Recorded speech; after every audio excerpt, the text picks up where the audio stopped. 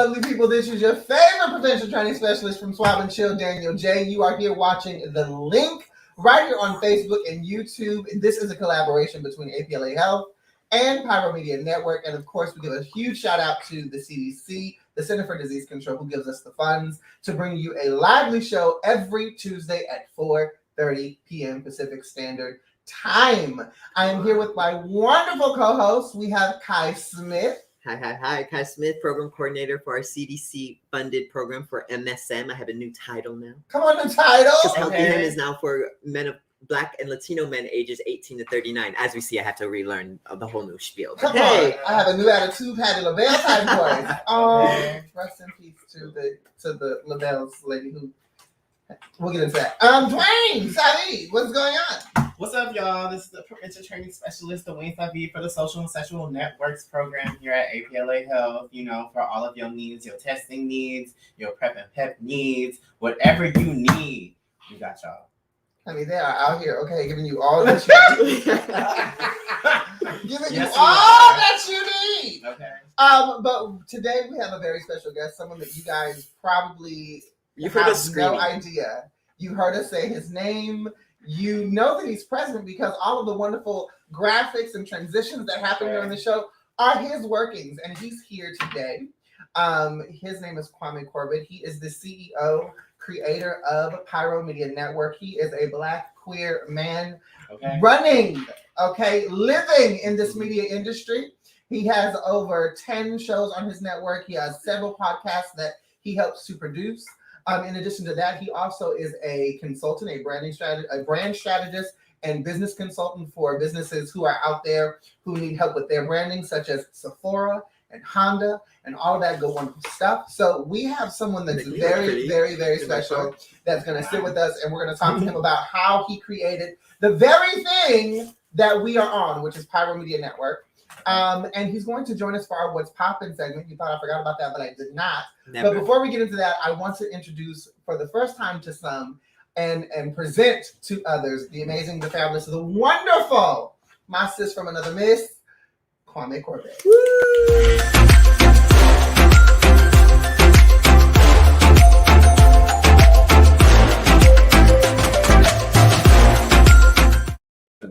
Hey, what's going on? What is happening? How you guys doing? It's so weird for me to be in front of the screen with you guys, but I'm really excited. Thank you guys for inviting me on to the show. I'm so honored to be next to you guys. You guys are awesome, so much fun, and I love the work that you guys are doing. So very much appreciate it. I will press in the entire live. Don't come here trying to. No, we're not gonna do that. We're not gonna do that. You gonna give us Kwame that we know, not the Kwame that you trying to present. You can drop that. It's all about branding, you guys. It's all about branding. You can get real, but we're gonna jump right on into this What's Poppin' topic. These topics. And I know Kwame has a lot to say about some of these topics. The first topic that we're going to bring up, Kai is actually going to kind of talk about it a little bit more, but a doctor who defied Texas's abortion law is being sued and is launching a legality test of the ban. So Kai, tell us a little bit about that and why you brought this topic to the table. Yeah, so if you haven't seen or haven't heard, come on, Solo, sorry. If you haven't seen or haven't heard, Texas enacted a law, I want to say almost a month ago, a few weeks ago. September 1st. It went into effect. September 1st, where basically it says if you are pregnant past 6 weeks, you are not able to get an abortion. And not only are you not able to get an abortion, it is illegal to do so. And anyone who is involved with that abortion can be sued by a private citizen for $10,000 at the minimum. So this includes, if you told a friend and they knew they were going to get it, your Uber or Lyft driver who took you to the clinic, the doctors involved, the person getting the clinic.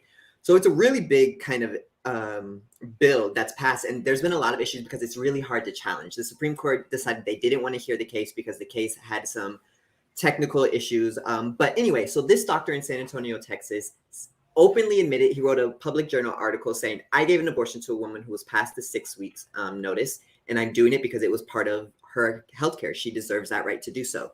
So based on this new law, 2 private citizens came forward, and guess what? They don't even live in Texas. How funny is that? And they're both lawyers. Both of them are pro-choice. one of them actually just straight up said, I'm a disgraced lawyer. I was debarred. Basically. In his court appeal, he said, I'm a disgraced lawyer. I was debarred in 2010. I need the money. So I'm suing for $100,000, but I'll take $10,000.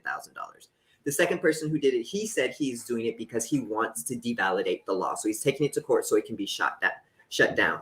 So this is a huge step because this law is really hard to kind of battle in court based off just kind of the way it's written. So this is a chance to kind of overthrow it. And the reason why this is so really important, because this is sexual health we're talking about, right? So right now it is really focused on people who have vaginas and people who can get pregnant. But this law and the way it's set up can actually be applied to a different kind of measure. So it could be a law on, transgender rights. It could be a law on homosexuality and the legality of marriage. So it is a really, really big thing.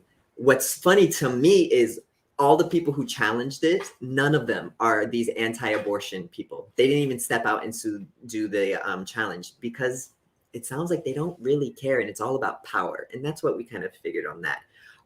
So this is a really, really big case. So we'll start to see that going. But also concurrently, the Supreme Court has decided to actually hear a case that could possibly overturn Roe v. Wade. It's going to be starting in December 1st. So if you are really, really interested, definitely hit me up. But also call your local senator. I'm all about that right now. Call your local politician. Call your... they text you anyway.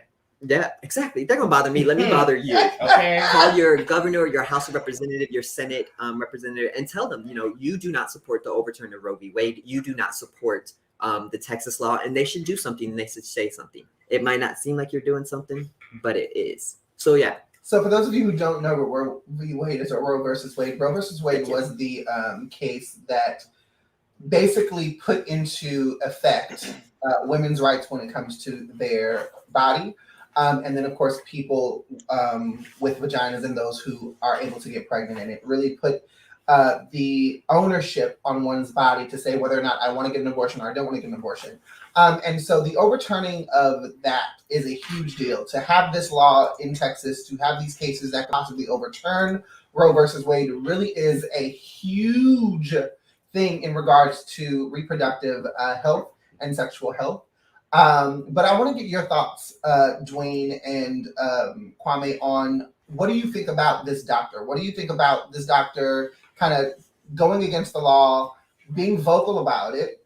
And then my only issue with the lawyers that are suing, these debarred lawyers that are suing, is the fact that one of them, the one who got debarred, said that I'm doing it because I need the money, but he also was like, but I also want the courts to look at this case and really see that this is like some BS, basically. And I was like, but did you have to sue this doctor in order to do that? Like, you couldn't just...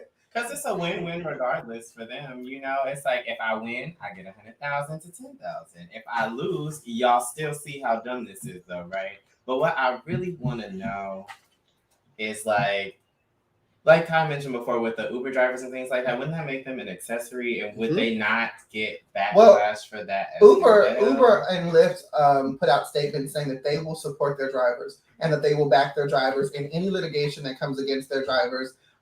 For any, like if they have a rider that is on their way to get an abortion and the driver gets pulled into it in a suit or whatever, Lyft and Uber has already said that they will back their driver. So I thought that was a really huge it's one thing they're doing right statement in protection of their drivers. Because I mean, it's just dumb. And I mean, that's the entire law. Why should private citizens be able to say, you know what, you did an abortion on someone else who doesn't impact my life, and I don't like that, so I'm going to sue you. And I think that's the reason why, kind of the answer why this lawsuit had to happen. Because if it didn't, they couldn't challenge it in court. So this had to happen. Okay, like if we really want to get down to it, if you're really like, you don't really like abortions, you don't want nobody having abortions.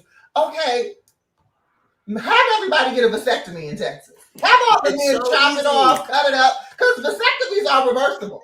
But you know what I'm saying? So like, have that be a law. Why does the person who's holding the baby, who's carrying the baby, whose body is changing, whose body is going through, why is the law based on, you can't do this with your body? But the men who are out here, okay, the people with penises that are out here dropping semen in these folks, we ain't got no laws against them. I mean, but that's just my take on it. How dare you tell a man what he can do with his body?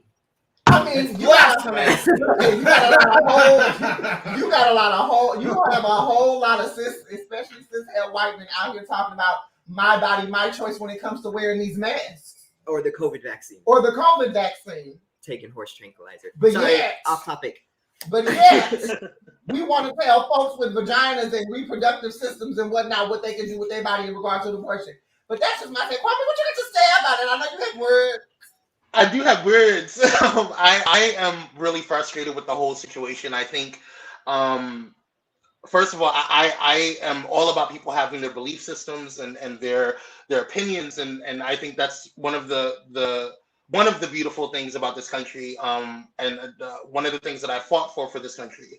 I am prior service military, and so like I do believe that people have a right to their feelings, their opinions, their thoughts. But what I feel about things should not affect you.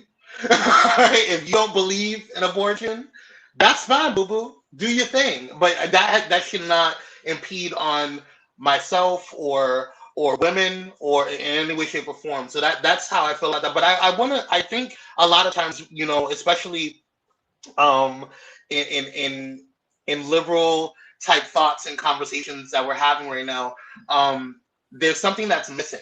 And a lot of times people don't realize, especially in politics, it's about strategy.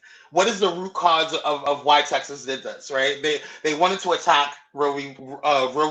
Wade. And so their whole purpose behind that is to let's see what, you know, this conversation started. Let's bring this narrative to the forefront so that way we can attack something that we've been trying to attack for such a long time. And they couldn't do it in previous administrations because of whatever the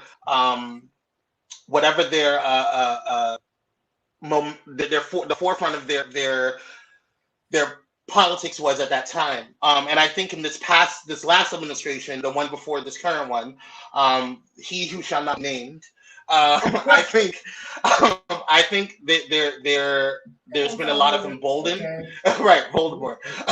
You know, I think that there's been a lot of people emboldened. I think that there's been a lot of people that feel that they can, you know, test the waters and think that people won't take their earrings off and whoop that behind. And so I do. I think, you know, if you see, you know, and I'm not going to promote violence. I really don't. But I do think that sometimes you have to check people. You know, and you have to let them know that just because, you know, everything's all glitter and gold, doesn't mean that, you know, we're not going to fight for our rights. And I think that's what the key is at this point in time. That's all I'm going to say on that. But if you think about checking people, it brings me into our next topic with Miss Nora Lum, honey. Most of you may have seen her from what is it? Awkward Rich Asian? Crazy Rich Asian. She's also in the new Marvel film. But she's been getting a lot of backlash in regards to her black scent. She has gone by the moniker Aquafina, and those of you who saw her on YouTube knows that she's used a lot of Black culture, Black references, Black vernacular. She has 2 rap albums out now. And she came under fire for making the statement that she would never make a minstrel of her Asian culture, that she would never do a film or a show where she had to put on a fake Asian accent. And she was doing an interview with Cinema Blend in regards to the new Marvel movie, and they asked her about this. And her response, and I'm going to quote her response. Because it's short, everyone. I'm going to quote her response. Her response was literally, well, I'm open to the conversation. How's she say it? It's multi-layered. So yeah. I'm sorry, I have to jump in. It's not multi-layered, little girl. It's not. like I get frustrated with those who are in a proximity to whiteness, especially in media, that think that they could go ahead and build their careers off of the backs of us, and think that it's okay. They can say and do whatever they want at that point in time. I think that they're not going to have a backlash or some type of repercussions for it, because it's a new day and age, baby. It's a new day and age, and I'm tired. I'm for one, I'm tired of it. Aquafina, you were cute for Disney, girl, but you're not cute today. I do want to read something that at a little Haze wrote. He said, "There was a time in my life where I felt I didn't have an identity, and I latched onto something that was not me, and I regret ever doing Black Scent. It was wrong. I was wrong, and my profit from it was wrong. That's why I'm donating X amount of dollars to X organization." And he says, "Try that next time, Aquafina." Yeah. And I applaud him for that, because it is so true. And people got mad at me on Twitter a little bit, and came for me a little bit, because I made the statement. I said, this is the prime reason why we have an anti-Asian hate bill, and Black folks have been asking for protection from our government since slavery. Still asking for it, because we still don't have it. But the fact that Aquafina Nora has been able to progress her career stealing and appropriating Black culture, Black reference, Black vernacular, Black imagery, and then to say that she would never turn a minstrel of her own people. She would never turn her own people into a minstrel, but you're okay with doing that to other cultures. You're okay with doing that to Black folks in America. Mm-hmm. And so at this particular point, I just feel like, Kwame, like you said, the proximity to whiteness that makes it acceptable for her to do that. And the fact that you said we can have that conversation, the interviewer asked you, this is the time to have the conversation. That was your opportunity. That was your opportunity to address it. That was your opportunity to actually dig yourself out of that hole that you so graciously were digging in. And I just feel like we missed the mark. Well, not we. Them miss the mark sometimes on these types of situations. But I also think this is a really great opportunity for the Asian community to kind of step up. I even kind of posted the question at one point too, like Asian community. I haven't really seen the Asian community, just the people I follow who are really kind of social justice people who really talk about allyship, haven't said anything about it.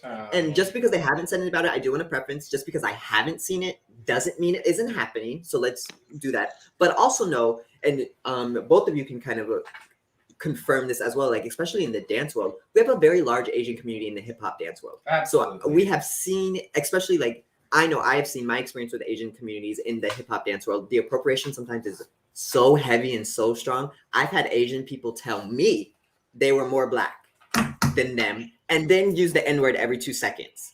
So it is one of those things that I think oftentimes those conversations in the Asian community need to be happening, right? Allyship. I can't always say that the Black community is always stepping up. I know me, I do my part to make sure I step up for every community that needs help. We definitely see Black Lives Matter step up for different causes. I wish we could see a little bit more Asian protection and calling and holding themselves accountable, right? We always talk about white people to hold themselves accountable and go talk to their own people. I think this is a great moment for the Asian community to do so as well. And honestly, I feel like the Asian community is not going to do that. They already benefit so much from Black culture as it is. I mean, really think about it. They own several beauty suppliers around across the country. They own several nail salons and other things where they are basically exploiting Black culture by providing the things that they see us use, like hair and oils and other Black products that they buy in bulk, probably not even directly from the vendor, from a subsidiary, so that they don't even get the full profit. And so on top of, like you mentioned, the appropriation in the dance culture and acting and Black sense and so on and so forth, the list goes on. Also want to preface too, you can, if you're Asian, dance. If you want to do hip hop dance, you can, do that. Make sure you're recognizing where the culture is from and don't claim anything that's your own. And also recognize the importance of things like hairstyles and recognize the way that people talk. Because I know a lot of people have been saying about Miss Aquafina, well, she's from Queens. I'm sorry. What does that mean? The accent she had before to the accent she had now are not the same thing. So let me, this is girl, I'm from Queens, New York, and that's fine and dandy. Okay. It's okay. Let me address this, because I do want to take this moment to educate, because I know that there are people watching who might ask the question, well, if that's what she grew up around, if that's her environment, where she grew up in New York. Let me explain this to you. There is language that is specific to ADOS individuals in America. ADOS stands for ancestors or African descendants of slavery here in America. Language was stripped from us when we came here as slaves, when our ancestors were shipped over here as slaves. And so there are colloquialisms that we have created to communicate with one another, to understand one another on a base level, because we don't all have a direct connection to the culture that we came from. I don't care where you grew up, what neighborhood you grew up in.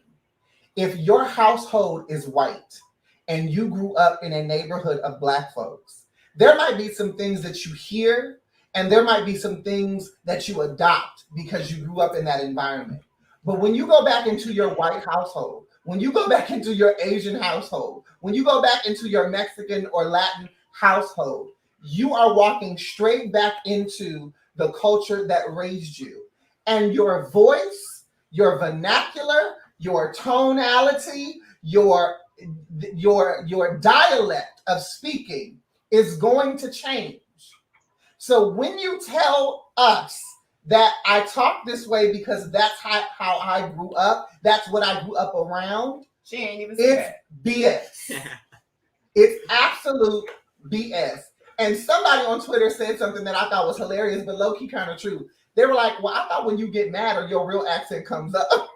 And when I see her angry, I just don't hear this, where she grew up, and this coming out. So for those who might question, why is it so bad that if this is where she grew up? Because we think it's a lie.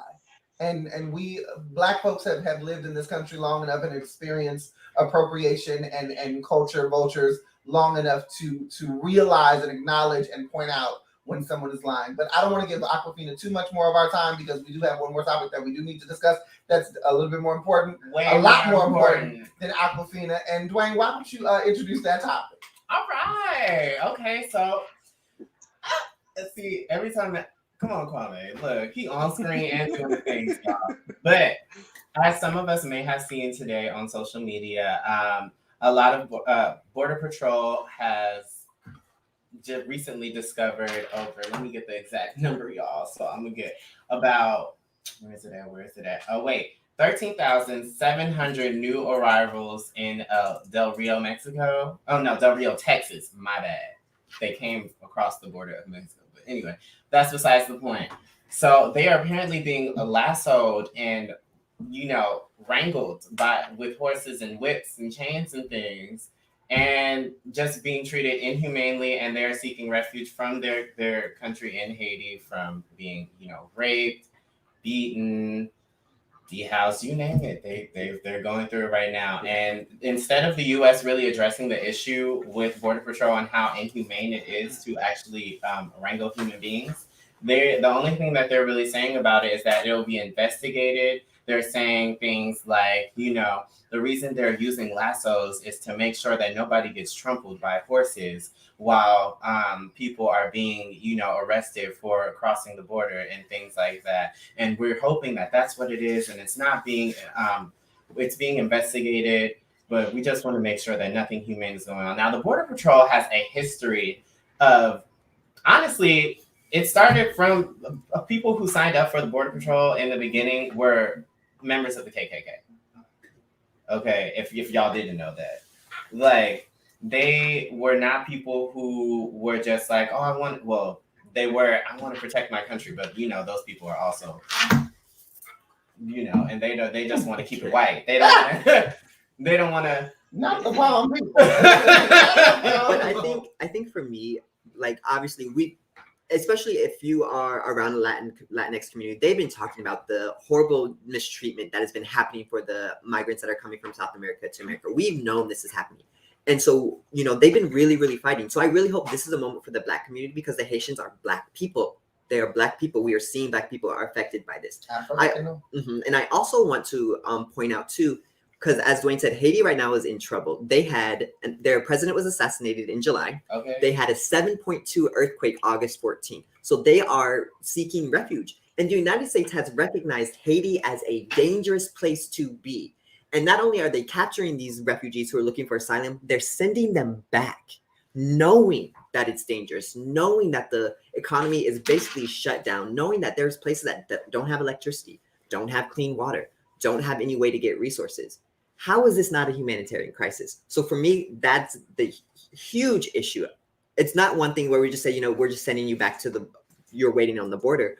We're sending you back to a country that we know is effed and saying, we'll do an investigation. I don't know what's wrong. Well, ABC7, and this is a quote directly from their article that they posted September 18th. And it says, come on, newscaster. Hey, look here. It says the officials said that the U.S. would likely fly 5 to 8 planes a day starting Sunday, while another official expected no more than 2 a day and said all migrants would be tested for COVID-19. Both officials were not authorized to discuss the matter publicly and spoke on the condition of anonymity. So they are willing to use resources to fill up 5 to 8 planes a day to send folks back to a place that America has deemed extremely dangerous. My take on this whole story is, and I'm probably going to piss some people off. I'm not sorry. I really abhor when an issue has been affecting this country forever, but then it becomes a larger issue when it hits home to people who look like you. Immigration has been an issue in this country forever. An immigrant is not synonymous to Latino. Okay? Just in case you didn't know, America does have 2 borders, a southern border and a northern border. No one talks about the Canada. No one talks about the Canadian border because ain't nobody trying to leave Canada to come to the U.S. like that anyway. But immigration is not synonymous to being of Latin descent. And so when we talk about the diaspora, when we talk about, you know, the migration of slaves in all different types of countries, on how people got here, like this has always been an issue. So I don't want to diminish the value of the Haitian conversation of these immigrants in Texas that, you know, are dealing with horrific things. But for the American people, for people who are looking at this like this is new news, this is not new news. Okay, we were dealing with this when we were talking about the Dreamers, when we were talking about DACA, when we were looking at videos of you know, minor children of Latin descent who were put in cells, dying in cells, not being fed, you know, living like rats in a cage. Like this is not new. And so I just hope that yet again, senators. I hope that yet again, this is a window and a mirror to the American people to understand that the issues that the minority people of this country talk about and bring to the forefront, we talk about them with such passion because it doesn't just affect us. And if you are a minority and you act in a way where you're only concerned when it affects you, that's right. And just to piggyback off of you, what you were saying, Daniel, you know, one of the things that frustrates me is one of the things that Kai said was that, you know, it's a humanitarian issue. And to be quite honest with you, Black people getting, you know, ran through the mud and attacked and killed has been a humanitarian issue for a very long time. And I'm not diminishing anything that's going on with the Haitian community and Haiti and at the border. But what I am saying is that this is not something that's new to us, which is one of the reasons why we're really frustrated, because it's something that we've seen it's triggering to us. It's something that constantly happens. And so I, for one, was looking at how I found out about it was this morning when I was looking at a press conference with the press secretary, Jen Psaki. Forgive me if I'm mispronouncing her last name. But April Ryan had asked her a question about what is the administration going to do about this? And that's a really good question, because you gave everybody else, you know, protections. What are you going to do about this particular situation? Where does the White House stand on this? And it was frustrating to see, you know, her say, well, we need context. We need to, you know, gather some context. What context do you need, girl? Well, she asked you a very simple question. Where does the White House stand on this particular issue? You watched the video, everybody else did, so I don't understand why you need context on that. I think it's time that we hold not only previous administrations accountable, but this administration accountable also for the things and the lack of stuff that we're not seeing, you know, for the things that we need when we put you in office. That's all I'm saying. Do it. And if anyone is looking for any way to help undocumented Black people too, because I know we often don't talk about the undocumented Black people, there is an organization called UndocuBlack. I just want to get that out there for everyone. So with that, we're going to take a quick commercial break. But when we come back, we are going to be speaking with Kwame Corbett and talking about how he has rose to the fabulous position of CEO in his company, how his company is doing amazing things in independent media. And we're just going to get to know a little bit more about him and how he got to where he is as a Black queer man of substance. All that after these messages.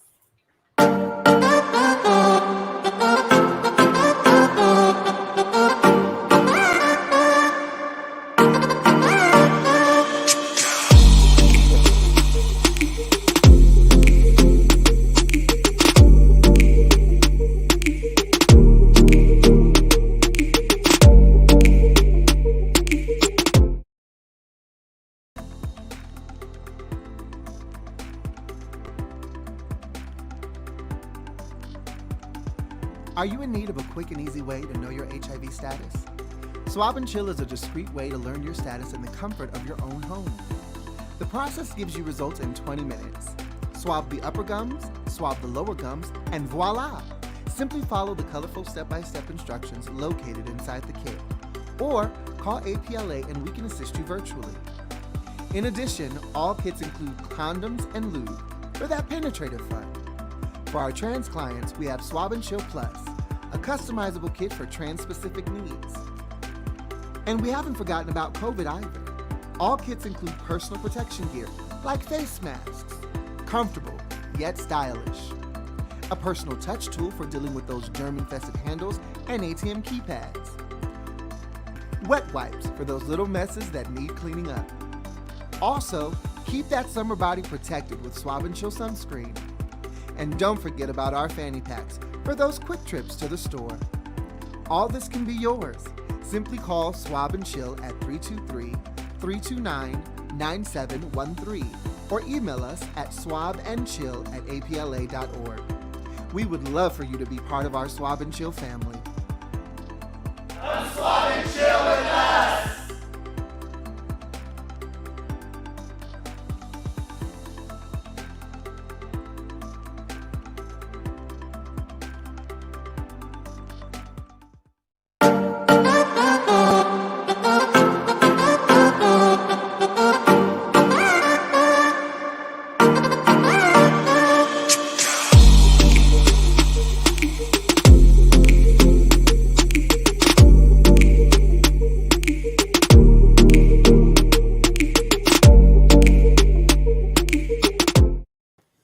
Welcome back to The Link. You are watching myself, Daniel, Kai, Dwayne, and our special guest, Kwame Corbett, PM and Executive Producer and Director, CEO, Founder, Creator of Pyro Media Network.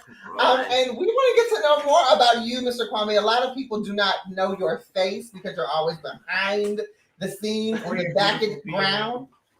So I want to open up this segment with the simple question, which is, how did you first get into media? How did the media portion of who you are come about? It's actually really funny because my background is in dance. So I was dancing since I was 4. And so when I started, I want to say my second dance company, I wanted to build it bigger than what it was, just a regular average dance company, like, you know, in terms of, there's no shades of dance companies, but I wanted to do more things. I started seeing the trend of videos on from choreographers and dancers being put on YouTube, and I wanted it to be different. I wanted to tell a story, and so I started getting very much into hiring videographers, and so I was like, well, this is getting a little expensive. You know, I need to find out how I can, you know, do it myself, and then I started jumping into the realm of video production, and I went to school for video production at the Art Institute of Seattle, and got my bachelor's there for that. And I was a little ticked off after a while because I realized that everything that I learned was on YouTube University, so I could have like saved the time. But But you got the degree. I did. I got the degree. It's right up there. But yes, I kind of got into that realm, and it helped because I was able to kind of talk to my staff a little bit more and talk to because there was some videographers that I met and people who were claiming to be videographers that were trying to hustle me. And so I don't like not knowing different aspects, or at least having familiarity about all aspects of my business. Regardless, I don't need to be the expert. I don't want to be a jack of all trades, master of none. But I do want to understand all aspects of my business. And so at the time, I knew nothing about video production. And so me going to school and being able to communicate with videographers, it helped me to hire better ones, and it also helped me to collaborate with them even more. And I just started falling in love with it, like I fell in love with dance, just being able to tell a story through visual art. So yeah. Awesome. My next question for you is, I've been saying this the entire show. You are a Black queer man, and I'm harping on that because we know in the industry, working in the industry, gay folks are everywhere. But we don't often hear or shine light on Black queer individuals. Come on, company, because the phone continues to ring. Busy. That's what happens when you I'm so sorry, guys. when you have business, honey, you got the client calling right now. Need some service. Okay? That's a show right now. But that's booked and busy. Okay? That's booked and busy, Kelly. I'm so sorry about that. Los Angeles too. Okay? Booked and busy. But we don't often see or hear or shine light on Black queer individuals who own companies in this particular industry. How have you navigated living in that truth as a Black man, living in that truth as a gay man, and having quite possibly a very successful company? Like, your company produces several different shows. You've had several different corporate clients that I can't even get into because we don't have the time. But like, you and your team have built this from the ground up and are continually, succeeding. How do you navigate that? I'm usually the guy behind. You're flabbergasting me, sir.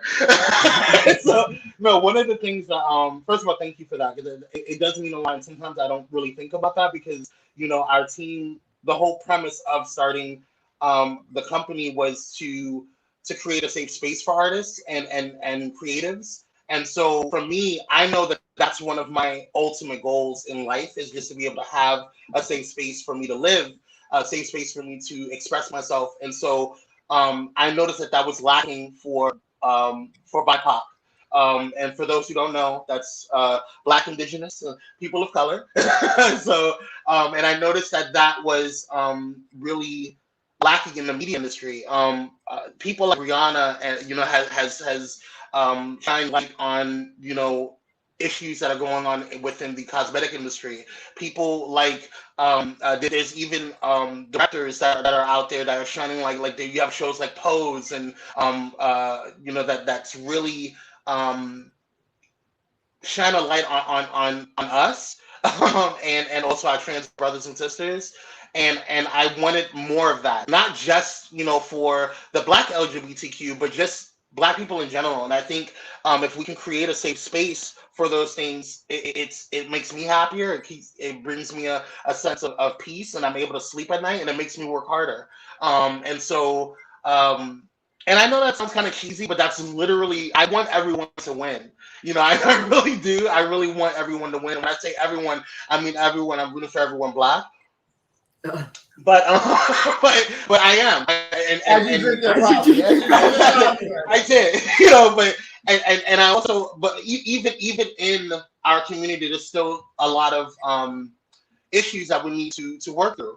And I'm not going to announce them because at the end of the day, that's still our business, and we're going to work on it by ourselves. But there's still navigation for us to go through, and I think as far as it pertains to LGBTQ who are in the Black space and who are intersectional, like Kai and Daniel and myself, and even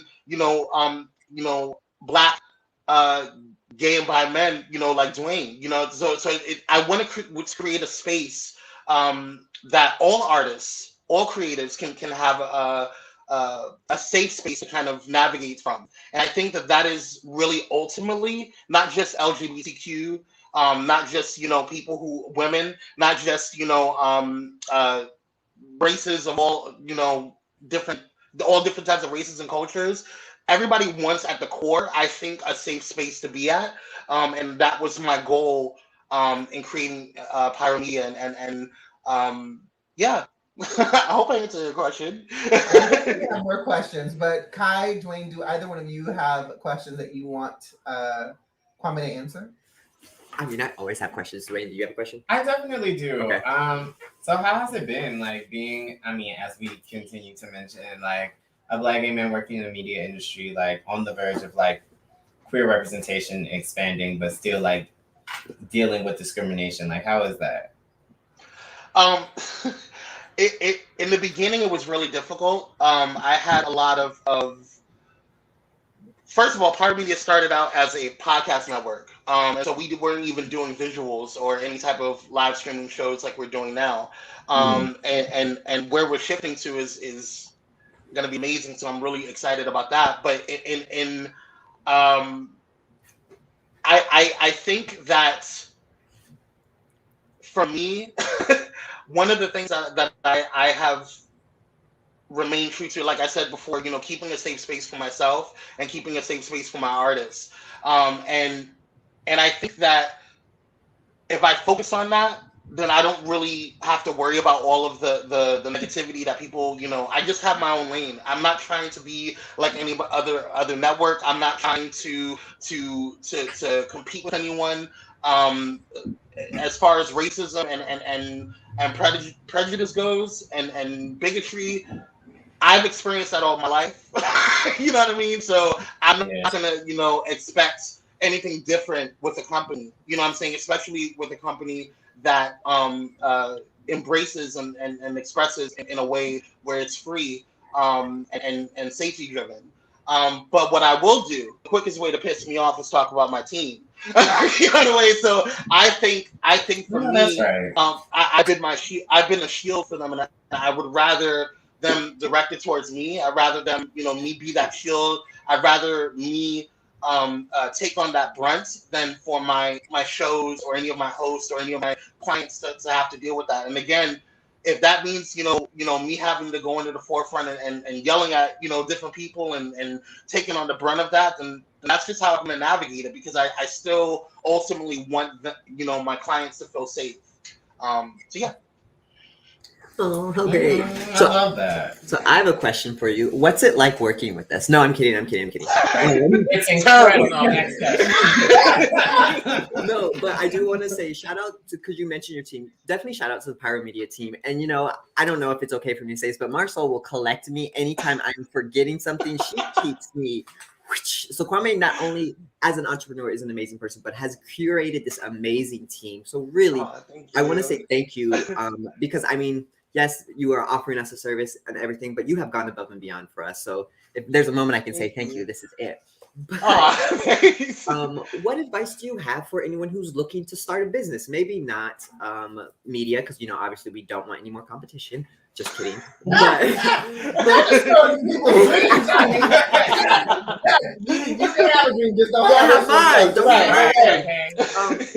advice do you have for someone who is in the beginning of starting a company and just kind of feels like, I don't know where to go or what to do? That is a phenomenal question. So when I first started Pyro Media, one of the things that I was nervous about was competition.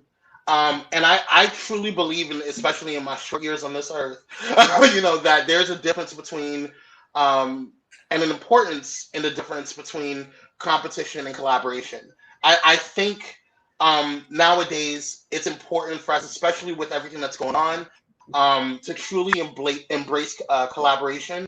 I think we're so busy focusing on who's doing better than who, where we're going next. Oh, she's doing that, or he's doing that, or whatever. Or how come my stuff doesn't look like that? And I think that if you focus on collaboration, it really brings about an air of camaraderie, and it helps, like, because for me, if one of my shows does phenomenal, all of my shows do phenomenal. You know what I'm saying? And I feel like, period. That's really just how it goes. And and I think that one of the things that one of the people who I follow is Gary Vaynerchuk, and he was talking about people don't know how to be nice anymore.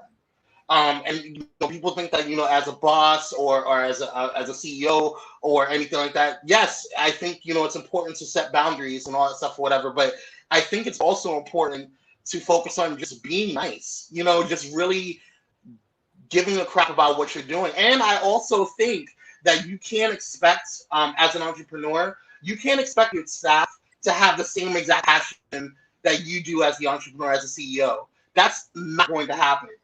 This is your dream. This is what you started, and so you have to be willing to dig in the trenches. And my team knows that if they can't get something done, or they're feeling overwhelmed or pressured or whatever, I'm right there with them editing. I'm right there with. There's no like, oh, this is for the Trumps and the peons of the nation. That's not how that works. You know what I'm saying? And I feel like as a manager, as a leader.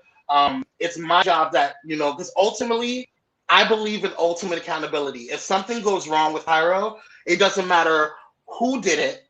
I'm ultimately responsible for it. So at the end of the day, if you can go through your business as you start, elevating and expanding, remembering that ultimate accountability is complete and true, you'll survive a lot longer. People will build more relationship with you as opposed to just being a client or just being, a customer. And even just being a boss, I think this ultimate accountability is just totally important when it comes to it comes to the overall realm of entrepreneurship. And don't let people stop you from doing it. Like, I think there's like, oh, well, this is, a really big adventure, or this is, really ambitious. Yeah, that's the whole purpose of it all. Right? You are leaving your 9 to 5. I just, like, when I first started Pyro, I had a 9 to 5, and I did not, I was really afraid of putting all of my energy into it because I did not want to, lose my check. You know what I'm saying? So, and I think sometimes you just have to dive in at some point in time, and I'm not saying dive in frivolously, do your research, girl. But I do think that right, and I do think that at some point in time you just have to put your energy into it and just dive in and do it. And so, and just create your own lane. Don't worry about have blinders on. Don't worry about what this person's doing or what this company's doing, because there's many media companies. We're in Los Angeles. There's many media companies it's the film industry. It's like this is all where it all is. And there's many media companies. There's many, film companies that are out here. But I'm not focused on that. I'm not looking at CNN and MSNBC and Fox Soul or anything like that. That's great that you guys are doing what you're doing. That's not my lane. And I want to build a lane for what I'm doing, and that's all I need to focus on. One of the questions that I have for you, obviously, because we've been talking about your network and talking about all the wonderful shows that you have, what are some of the shows on your network that people can tune into that they need to be watching? Besides the link, there's the link Latin X. Yes. The two important shows on the network. No. We have phenomenal shows on the network. We have such a diverse group of hosts. We have the Dante Show, phenomenal show, one of our top shows on the network. The Thais Report and / Thais After Dark, one of my top shows as well. Really. First of all, if y'all don't know who Thais Jackson is, y'all need to find out because he's hilarious. But he is NSFW. What do y'all kids say nowadays? It is not safe for work. He does cuss, okay, but he gets you together. But it is a phenomenal show, hilarious. We also have 10-minute tips with Kim, which is it's a vlog on on our YouTube channel, and they focus, or Pastor Kim focuses on relationships. She is a certified licensed family. Marriage and family therapist. I want to make sure I got that right. And also she has a podcast with Pyro Media, which happens to be our top podcast at the moment, Coffee with Kim. Phenomenal listening. So I'm a big podcast listener. I listen to podcasts when I get ready in the morning. I have to get my day going. And we have there's this show that's getting ready to launch this Thursday. Actually, Dana, do you know who that is? I think no idea.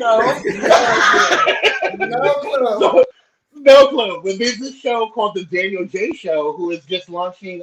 For those who don't know, Daniel J is a host or co-host on The Link, but he is a phenomenal social media personality, a phenomenal human being, and he is now a host on Pyro Media, and I'm really excited about his show.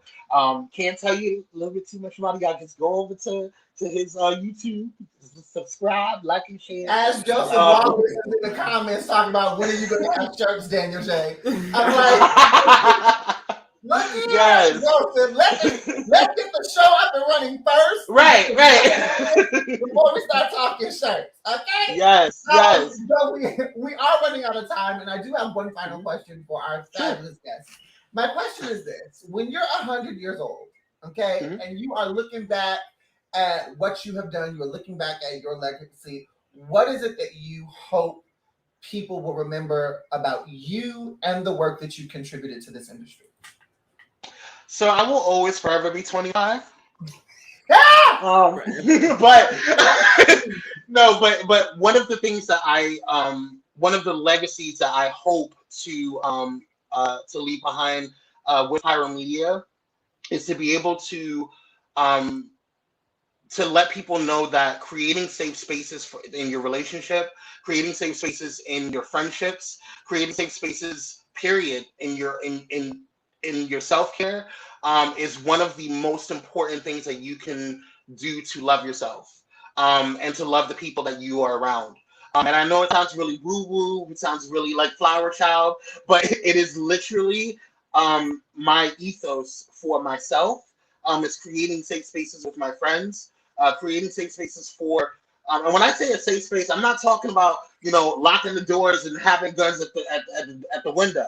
I'm talking about genuinely creating a judgment-free, caring, loving, and nurturing space for people to just flourish and be themselves, and honoring them in that space. And I hope that Pyro Media can be a beacon for that, not just for Los Angeles, but for the entire world in the media industry.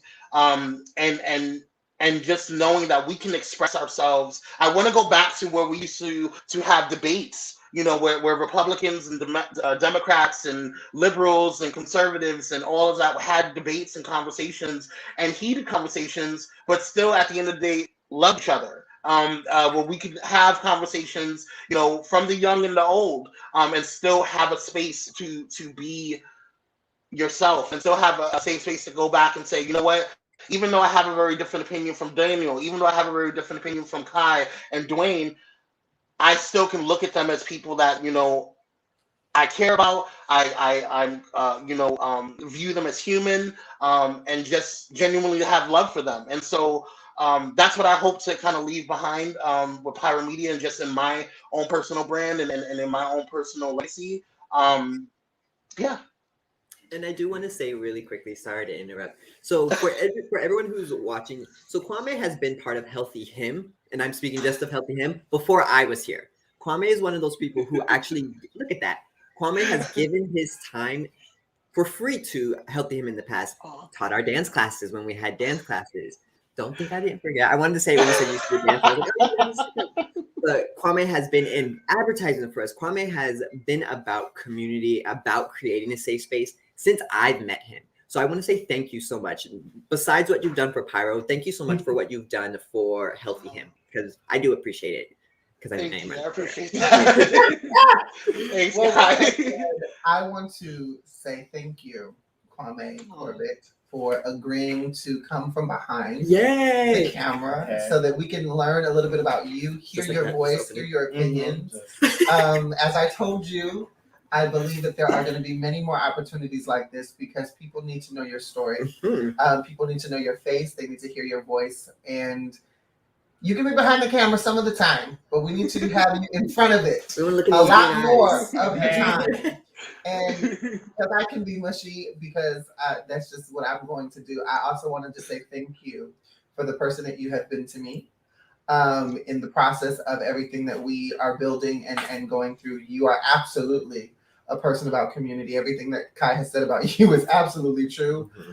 We have had our moments of high-level conversation. Conversation. But one of the things that I love about you is that we have always been able to do it in love, that we've always been able to do it with a reconnection of a new understanding and making sure that we move forward with better communication. And I really am excited to see where Pyro Media Network is moving and shifting to. If you guys have not tuned into Pyro Media Network and you are not watching any of the shows that Kwame mentioned, then you need to go ahead and do that. You need to subscribe to those channels, watch those channels, immediately. and you need to do it. That's You need to do it now, because in a minute, honey, in a minute, you're gonna be wishing you was on the ground floor. That's all I'm gonna say. You're gonna wish you was on the ground floor. But I want to thank you so very much. For those of you watching, thank you so much for tuning in. We are at the end of our hour here on The Link. But remember, we're here every Tuesday at 4:30 p.m. Pacific Standard Time. We have The Link Latinx every second Tuesday at 4:30 Pacific Standard Time. So make sure you are following us on Instagram at Healthy Him. Make sure you're following APLA Health at our prevention department page on Facebook as well as YouTube. Make sure you check out pyromedianetwork.com for all of the shows and all of the info for Pyro Media Network. And make sure you're here next week, because next week we're talking about back to school or not. Conversation about higher education. Do we need it? Is it important? Is it not? How is it benefiting you? And is college for everybody? We're going to be talking about that more next week. Same place, same time. And with that, we all say to y'all, thank you so much. We love you. Bye. Bye. Bye.